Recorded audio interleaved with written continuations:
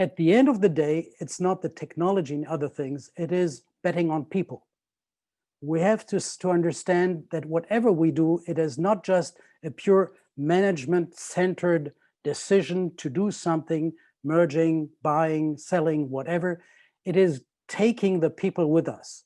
If they leave later, or if they stay with us, if they have to be carved out, or if they have to be integrated, we always have to deal with people, and the success depends on that. It is that we have to understand.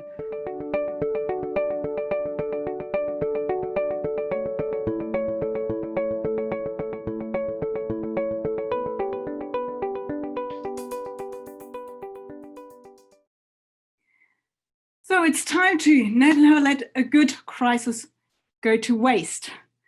I think a good crisis is what we've got at the moment. And I want to send out a very warm welcome to all of you to this very first live amontis business panel.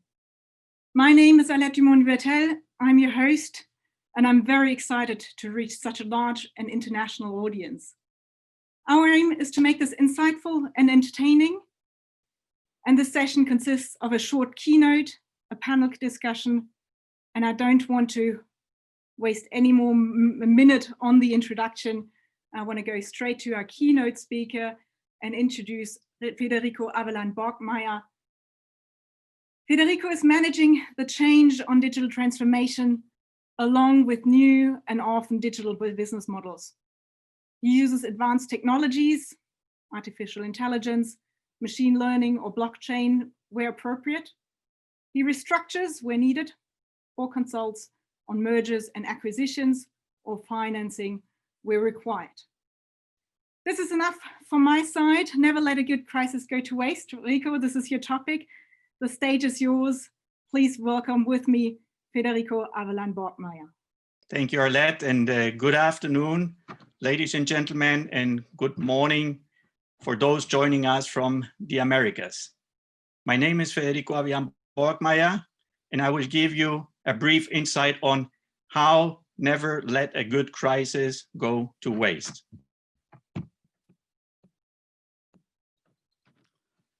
When did you buy last a precious luxury item, an expensive gift for a loved one or for yourself, a new and precious wristwatch, a new business attire?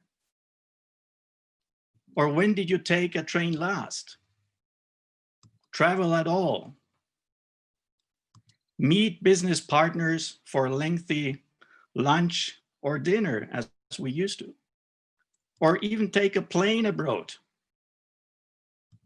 Go to a live event, whether on a private agenda, to an opera concert, or on business, to the next important trade show in Germany, in Europe, or elsewhere? Did you buy yourself a new vehicle this year? If you did any, or even all of the aforementioned, you were definitely one of the very, very few ones on our planet. But most likely you did one of the following. You and your mate did probably spend more time as usual with gardening, if you have a garden. If you don't have one, you probably spend more time as usual outside, in nature. By now, you definitely have a mask, or rather a set of many different masks in different colors, cuts, and tissues. The new must-have accessoire all women and men have been wearing during the summer, and now the fall season. Since restaurants have become difficult places to go, you switch to more grocery shopping, more home cooking, or food delivery services. Some of you may have even replaced the busy and noisy Club Med and vacation for a camping outing, or got yourself a new electric powered bike. In any case, if online shopping wasn't your thing before, you have now discovered shops and stuff on the internet you didn't know before, and your home deliveries are now like your daughter's for Zalando. With home confinement for a great part of this year, there is one activity we probably all did, and that was to clear out our basements, closets, refurbish our surroundings, spend time to make our home, where we spend now most of our time, a better place to be. Independently whether your company belongs to the crisis winners or losers, or you may not even know yet to where you are or will belong. It is now the best time to pursue and implement those changes you always wanted to transform your organization. Well, why is that? Well, before the crisis, in a state of steady growth, full employment, shortage of labor, and highest consumption spending, calling for changes in an organization was a very difficult thing to sell. We as consultants can tell the stories. Why, Federico, shall we pursue a digital transformation when our production lines work 24/7? And that has definitely changed. All those organizations that had not done their homework before would now love to have done it before. You would not belong to the losers, you would perhaps even belong to the winners. However, changes in times of crisis have the least amount of rejection or resistance. Business transformation can be implemented much faster. You may now be able to change fast forward. The door opens and leads to opportunities that were not visible or even unthinkable as before. It is now time to get rid of long burdening ballast. Whether these are dying products, non-performing or non-strategic business units you always wanted to shut down, or any other ballast that was on your company's shoulder, like the ballast you got rid in your homes. Getting rid of ballast will definitely make you lighter. More customer-centric, focused on the new realities. In times of crisis, people normally become more creative. Do encourage and let your employees unfold. Develop new strategies and act flexibly for the new realities, which we do not know what they will be. And don't forget to have fun. Life goes on. Being lighter also makes you stronger. And use the opportunity to transform sustainably, to create higher satisfaction.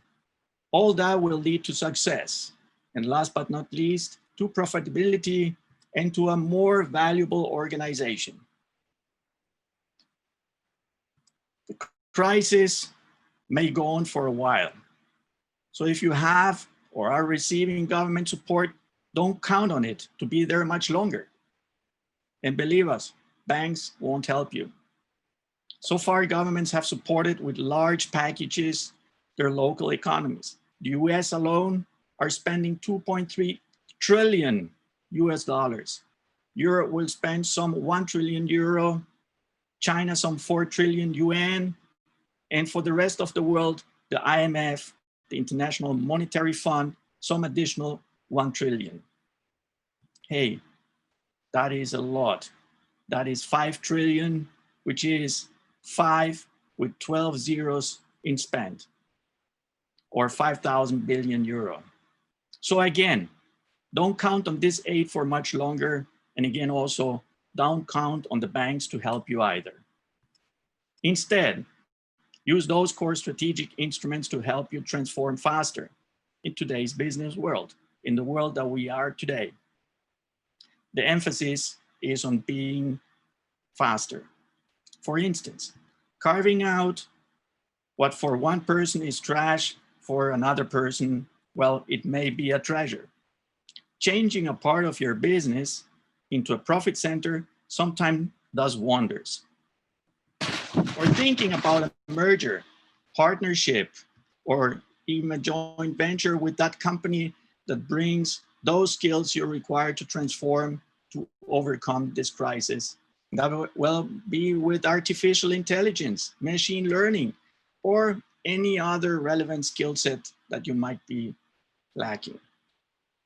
Or even think of acquiring that company you always wanted to acquire because they are present in those markets you always wanted to be present. M&A plus C or carve out is not the only strategic option, but a very important one during the crisis, as it allows you to act fast, faster than with most other alternative strategic options. Whatever you do though, do not miss your current window of opportunity to act now. The time is limited and the time is running. And as Winston Churchill put it, never let a good crisis go to waste. Thank you very much.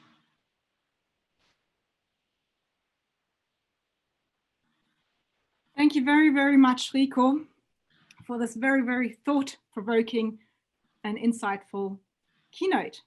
Never let a good crisis go to waste. Let me now introduce our panel members that are going to jump into the discussion and reflect on their views of what has been said. Our first expert is Gunnar Scheffler. Since 20 years, Gunnar is managing projects and programs for technology companies with a compelling demand of changing fast and operating efficiently. He's got great experience of how to deploy the right agile and traditional tools, frameworks, and strategies to move his clients into successful positions with new products and services and structures. Let me introduce Didier Estibals, our second panel expert. Didier has been managing projects and programs in industries ranging from oil and gas to IT for the last 3 decades. During his time, he has used classical methods such as predictive, as well as more modern ones such as disciplined, agile, and Scrum.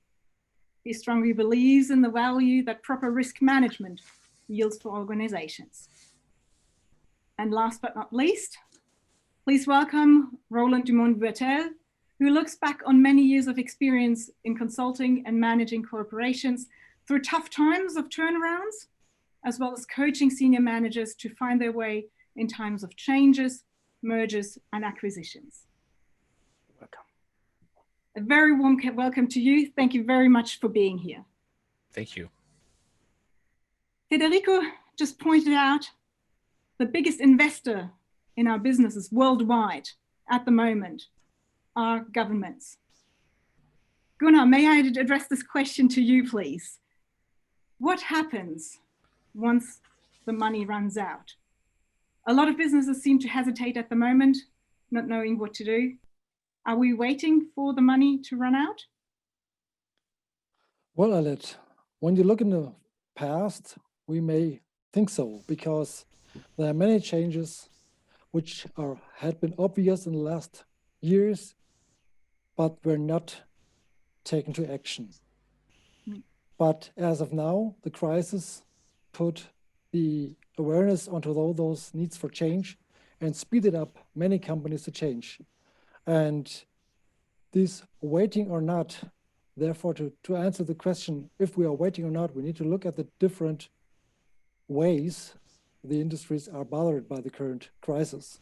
On the one hand, as Enrico introduced, the winners. The winners, they are at this point in time very highly asked to deliver, because if there are hospitals to speed up providing personnel and services, pharmaceutical companies to provide medicals and masks, telecommunications to provide lines and bandwidths, they are just asked to deliver as fast as they can, and by that also increasing revenue, but also increasing requirement also to deliver. And therefore they are burying out all those old ways to deliver, because they are well proven and they are quick to perform. And by that I see, when we look into the future a little, I see a high demand for them to clean up in the future. But currently they are just asking themselves, how can I fulfill those needs? The second group of companies are the losers, as Enrico introduced them, which have now unneeded resources and unneeded assets due to the fact that their products are not that demanded as much as in the past. It's a big chance for them to step into, as also Enrico already said, to evaluate their assets and put them to the market because they are not needed assets, may be of high value for others. But a third group of companies I'm looking at currently is maybe a winner, maybe a loser, is the resilient company, is the company who has saved a lot of money in the past, in the good times, and now is able to deploy the chances of this crisis, which are to also, I highly refer to Enrico's presentation, which is to look if there are partners, if there are clients, if there are competitors even too, who are in the need for whatever change and are not able to finance that, and therefore to step into becoming their partner, taking them over, whatever. So it's a high driver for the market consolidation, this current crisis, and therefore strategic approaches shall be taken under the headline of mergers and acquisitions. And let me also address the second part of internal actions to take. I see in many companies digitizing their processes currently by using their currently unneeded resources because they have them available. So make use of it and also optimize whatever they would have liked to optimize in the past.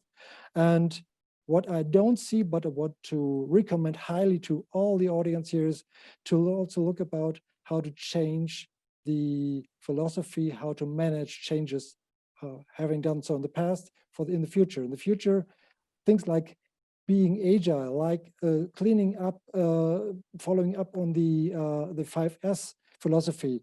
This is the process how to ongoingly tidy up your company. These are things also to look at so that in the end, the highly recommended action to take now is to aim at becoming resilient for the next change, for the next crisis, I wanted to say.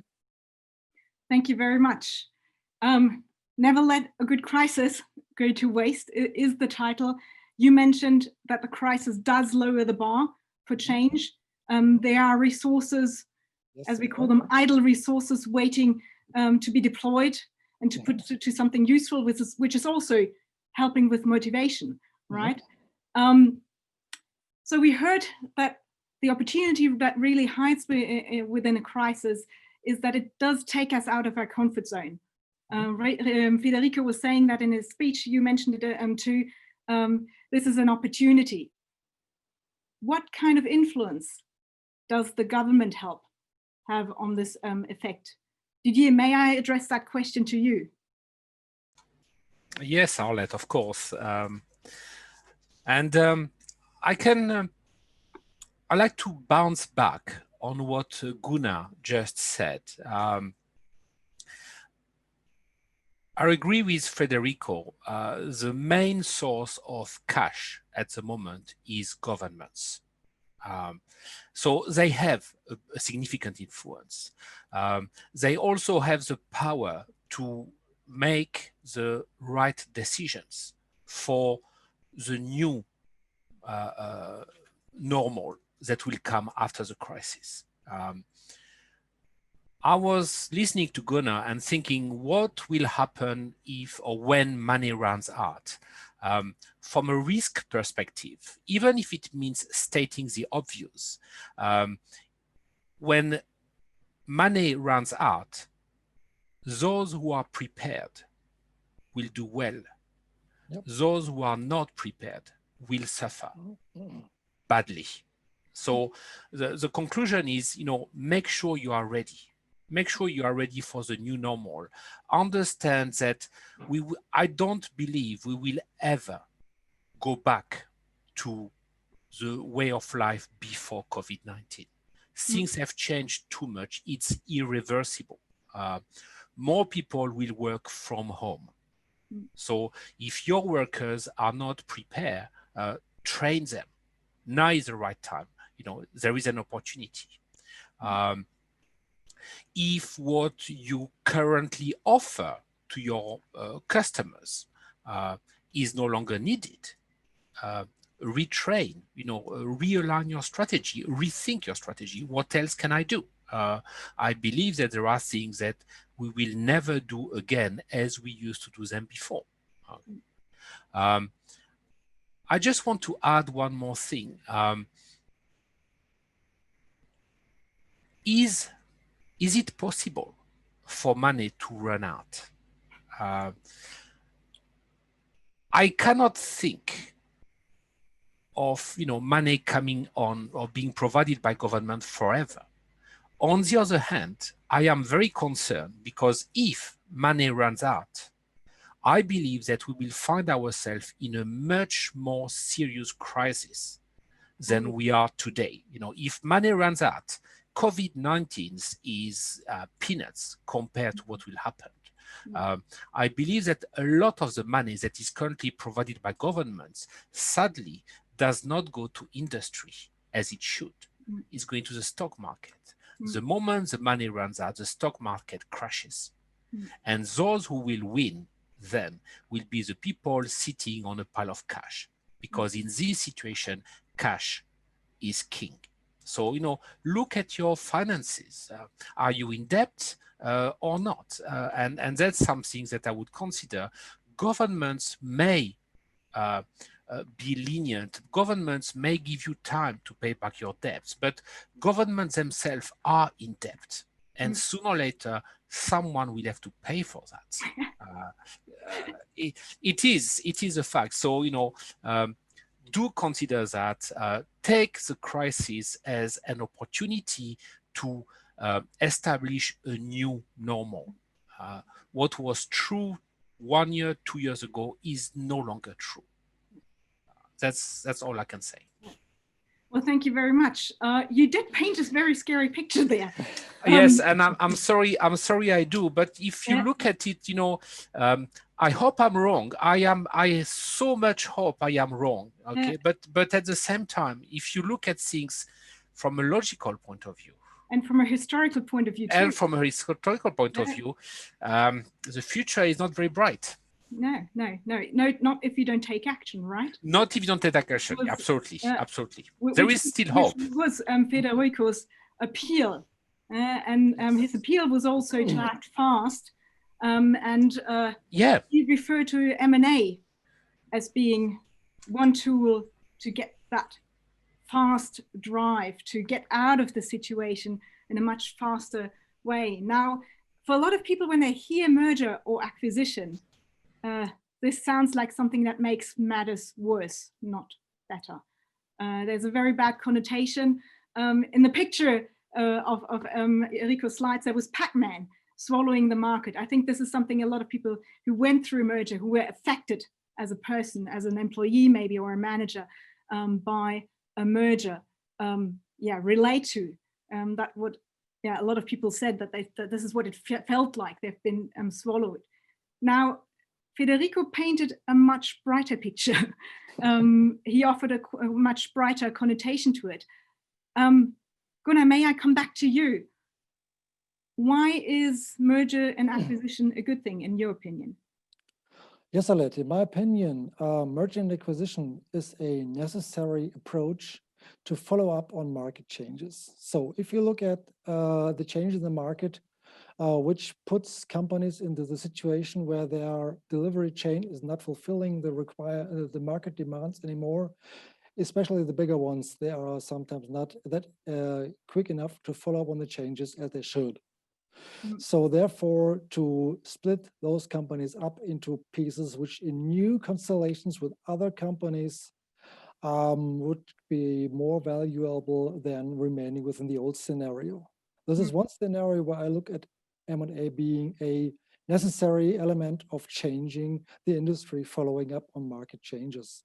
The second example I would like to highlight here is a also highly observable trend and approach.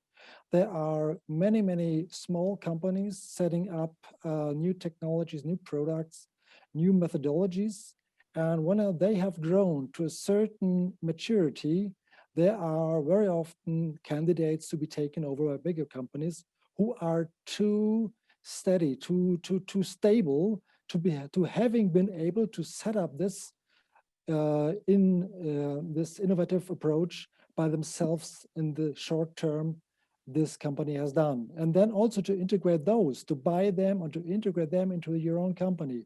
This is also a very high highly valuable approach to make your huge company more flexible. So there are different scenarios where M&A is a good scenario, but there are also but it always depends on also how to make it and what if the scenario may not be the perfect one. We all have been observing mergers and acquisitions, mergers especially where 1 + 1 doesn't make 3, makes not 2, make 1.5. But if you make it right, there's a big change in a big chance in it. So make it right is the key. And then it's a good instrument to follow up on the market change. Make it right. Can I actually take that keyword?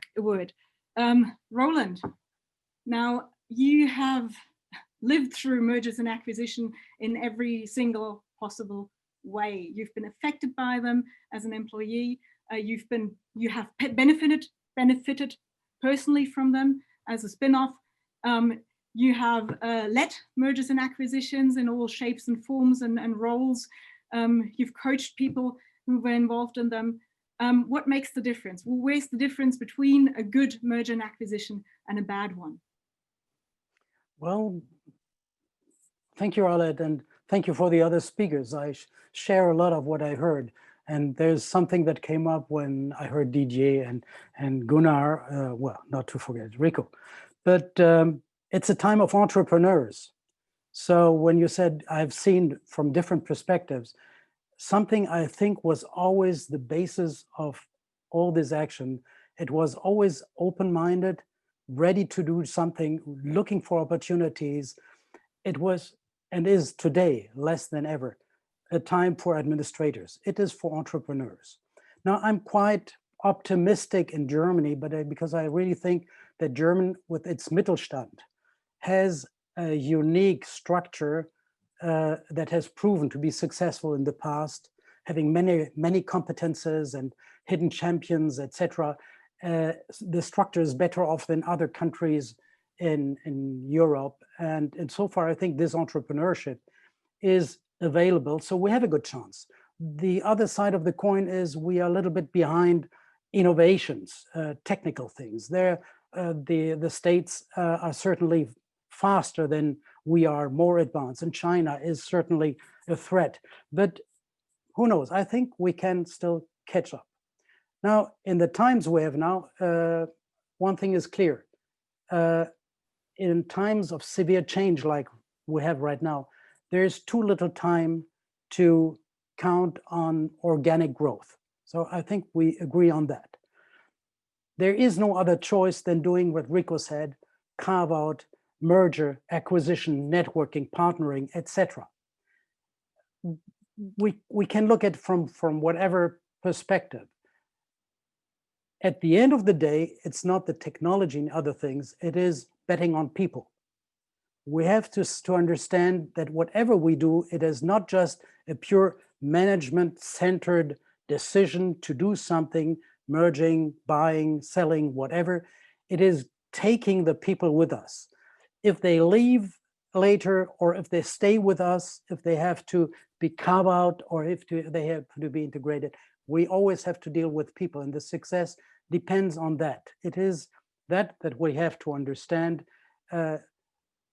And that's why this post-merger integration, to take this buzzword, this attitude of thinking about how you would deal with the people once you have made this the most important decisions, is the crucial thing. It all depends on how much of your strategy and of your merger or cutting out you get to the table on the ground and running.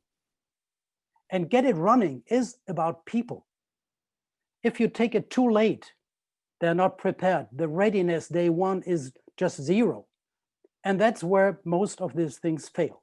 So we have to remember and to remind everyone that whatever your strategy is, if you think you can carve out some of your team, or if you have to integrate others, or you work with the ones you have, whatever your strategy is, take your people with you. It's amazing what people can achieve if you strengthen their feet, if you empower them. It was for me in my career, if you ask me what do I take from my history, it was the effect coming from American education of companies I worked in, where people were just mechanics that you shifted around as needed, to learn that the success of what you do in this kind of strategies all depend on how you understand to win the hearts and minds and trust of the people around you that can help you and leverage all your ideas if you do it in the right way. So my petitum in this whole thing is, whatever the strategy is, don't forget your people. Thank you very much. A very, very strong message. And also, if I relate it back to what Gunnar just said, the 1 + 1 is not 2 or 3 in the many cases, but 1.5. This is probably one of the reasons. Yeah, it is an exponential effect. Rico mentioned the point was someone's trash is another person's treasure, and creating a treasure out of trash means that we need to make it shine. That there is a potential to do that. It's quite obvious if you look at business models like eBay. It lives from it. It works on a private level. Somehow we seem to be more able to let go of things in our private life. Didier, can I address this to you? Why do you think it's so much harder in business life? And is there trash that remains trash? Thank you, Arlette.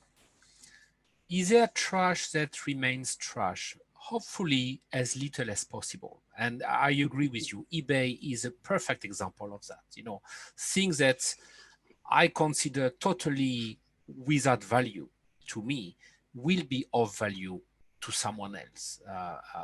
So we have to realize that. And I also agree when you say sometimes, however, we have to make it shine in order to show the value. I remember reading a story recently about this gentleman who was telling the story of his father clearing his garage. And at the bottom of the garage, there was a couple of wheels from a car that he had owned years ago that he no longer needed the wheels. So he just put them outside in a box for anybody to take them. And the guy said 2 weeks later, the wheels were still there. And then my father decided to put a sign next to the wheels, 10 euros. He put the sign, and the next day the wheels were gone.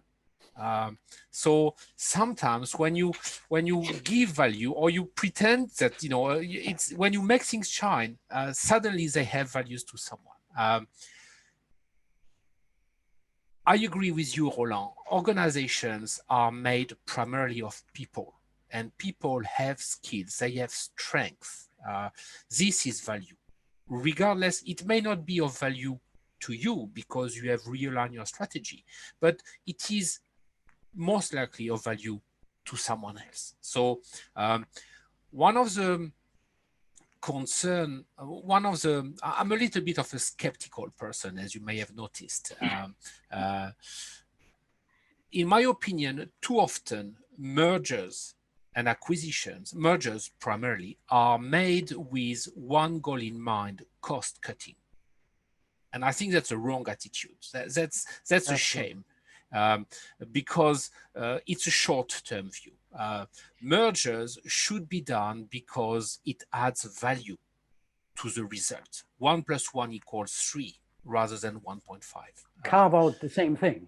And carve out the same thing. Exactly. You know, in the process of a merger or independently, there may be a part of the organization that we no longer need, but it doesn't mean that it has no value. And someone else will probably find value for what these people are doing or know how to do. So I do believe that one person's trash is another person's treasure in business as in private life. Private life just being a witness of that fact, right? Absolutely. I have bought some stuff on eBay that my entire family said, why? What are you going to do with it? And it was fantastic to me. We know the stories. We know the stories. I'm sure I'm not the only one who has been there. You open the box and your wife and your children look at you and say, why did you buy that? It's fantastic. I've been dreaming about it for 10 years. Yeah, so that makes things shine. Yeah, absolutely. Absolutely. What does it take to make things shine? If we go back to Federico's slides, where, and I'm thinking of the one with the two heavy squares, boxes, whatever the case may be.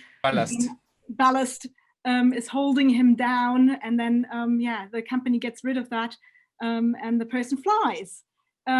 Is it that easy? And does a crisis make it that much easier to do? Gunnar.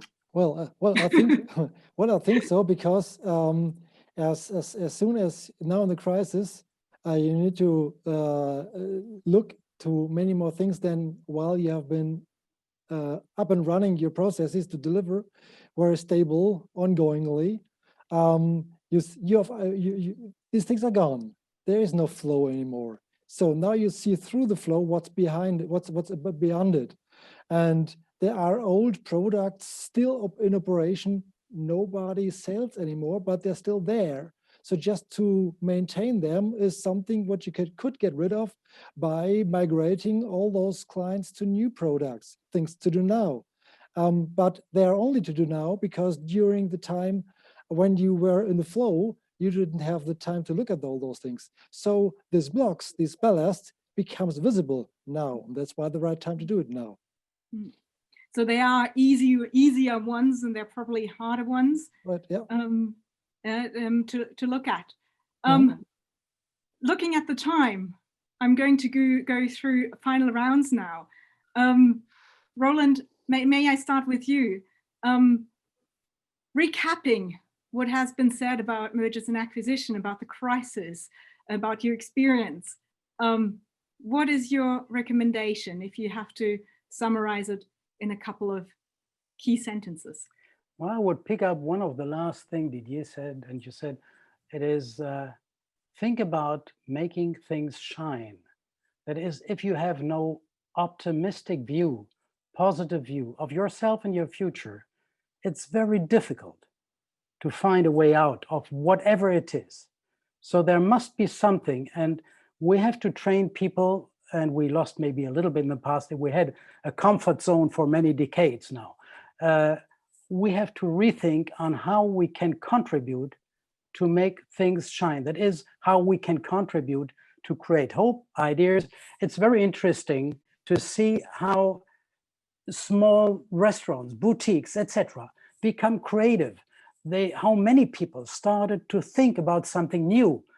People that at the beginning were just employees, nothing else, and all of a sudden, being there, and their bosses sometimes had no idea, they started to do little things because they had some idea, this perspective of able to do something that couldn't be done in the past.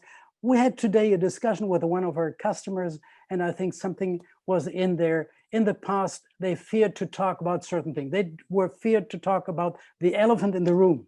I think we're at a stage where we can talk about the elephants, because we have to, in order to make this elephant maybe a brilliant thing to deal with.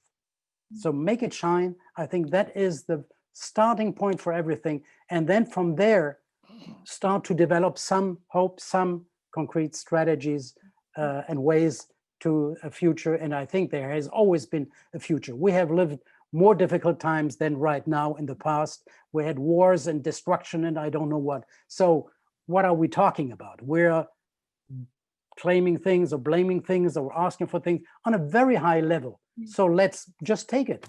Let's do it. So I'm quite optimistic. Thank you very much. Didier, now Roland stole the make it shine, which is quite mean of him.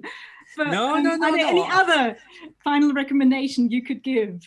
Yeah, I'm glad Roland restated that. I think it's important.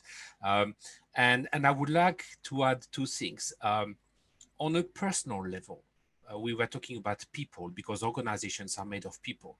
There are today, thanks to technology, lots of opportunities to make yourself shine. You want to update yourself, you want to upgrade yourself, myself version 2.0, go on internet. You have got a lot of free webinars, training sessions. You can acquire any skill you want, from, you know, car mechanics to being a chef, to being an IT developer, to being a Scrum Master. So it's amazing that the extent to which some people are generous and give to others for free. Take advantage of it. Make it shine at an organization level. Now you have an opportunity to question things that you would not normally question because of the unusual crisis. We are out of our comfort zone. Take advantage of it. Things that you have been thinking or toying with the idea of for years. Now put it on the table, talk it. People are available, you know, on the social media, give them a call, send them a mail, send them a WhatsApp, a LinkedIn message. They are probably more willing to talk to you about mergers and acquisition than before, because they are more receptive. They are in the same situation as you. We are all in the same boat right now. So that's also something. Take advantage of that. Thank you very much. Gunnar, you know the question. Yeah. Not Yeah. going to repeat it. What's your recommendation? Well, thank you, Alette. Yes, for my on top of making it shine and using the technology and many other recommendations already given, I would just like to point out one specific aspect. As currently the standard management tools and practices are not appropriate for a current situation anymore. Think in other ways, think about different ways to go, and whatever you make differently, involve your staff, involve your people much more. If you're not having done so in the past, whatever you did in the past, involve them more, because they are carrying that much of potential, that many ideas to do things different than in the past. And this is maybe a good starting point to ask them how to find the way out of the situation. And also, in the end, when you start then performing the then from that derived strategy and tasks, they are much more deeper involved in the performing of those tasks. And by that, just by besides of that, you're becoming a little more agile by that. Thank you very much. So I'm taking away, people are not less important now. They've become more important. So everyone is becoming more important. The emphasis should be on that. And also my key takeaway was it is the time to join forces and see maybe mergers and acquisitions also as an opportunity to do so, rather than to swallow each other or go against each other. So I think these are really nice thoughts to end the evening with. Let me thank you very, very much again, Gunnar, Roland, and Didier. And of course, Federico, for your very, very thought-provoking, as we can see, speech. And to the audience, obviously, I hope you enjoyed it. If you did, we're going to repeat this kind of session now every first Thursday of the month. The next one should be the 5th of November, same time, same place. Would be really good to see you again. We'd love to hear your feedback, how you liked it. Let us know. And please take care. Up to then, stay healthy, safe, and make it shine. Thank you. Thank you very much, Alette. Bye-bye. Thank you, Alette. Goodbye. Bye.